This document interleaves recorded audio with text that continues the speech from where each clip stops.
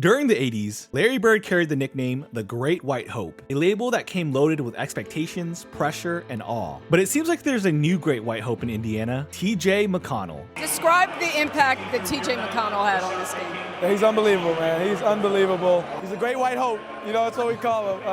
TJ averaged about 11 points, 4.5 assists, and 3 rebounds this postseason. And while those numbers don't jump off the stat sheet, we all know that numbers don't tell the full story. Against OKC, the team with the best defense and net rating we've seen in modern NBA history, those numbers hit different. Because you've watched the games, you've seen him take over stretches, flip momentum, and make the Thunder look absolutely lost. TJ comes in with mad pressure on the offense constantly.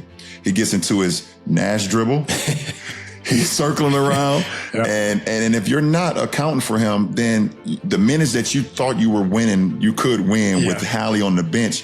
You end up losing those minutes 8-2, 7-4, 9-3. Right. And those are huge minutes. And think about this. McConnell is listed at 6'1", not really that athletic by league standards, and doesn't shoot the 3-ball all that well. Yet, in a finals against elite defenders and giants, here's a guy controlling the tempo and punching holes in a historic defense. So how's he doing it? Let's break it down. First, it's effort, plain and simple. McConnell plays like every possession is the last one of his career. Nesmith moving without the ball.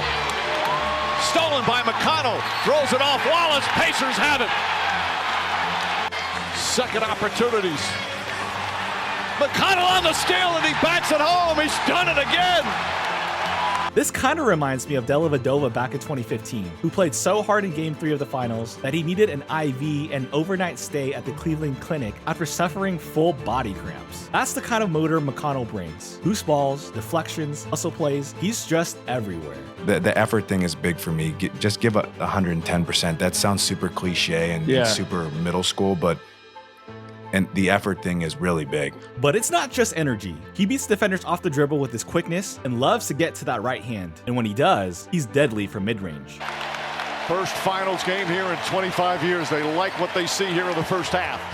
McConnell, the crossover, pull-up, jump shot, puts it in. TJ McConnell.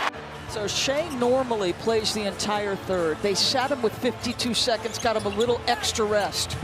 TJ McConnell off the bench. When defenders try to shade him left, he'll hit you with a spin or a quick crossover. For example, on this play, Kendrick Williams is shading TJ left, and TJ hits him with a quick crossover to the left, followed up by a spin and a fadeaway midi. In another example, Aaron Wiggins is anticipating TJ driving to the right, but TJ counters with a spin for the leg. In terms of what you do as McConnell gets inside and banks it home. TJ also has a knack for finding his teammates once he's in the paint. In this action, TJ McConnell drives to the hoop, keeping his dribble alive just long enough so that it forces Hartenstein to help bring up Thomas Bryant in the corner for the tray. Bryant gets it to go. Bryant had 3 threes. And when he's not finding teammates on his attacks to the rim, he'll call his own number, like on this baseline drive, beating an elite defender like Caruso off the dribble. TJ McConnell goes to the basket.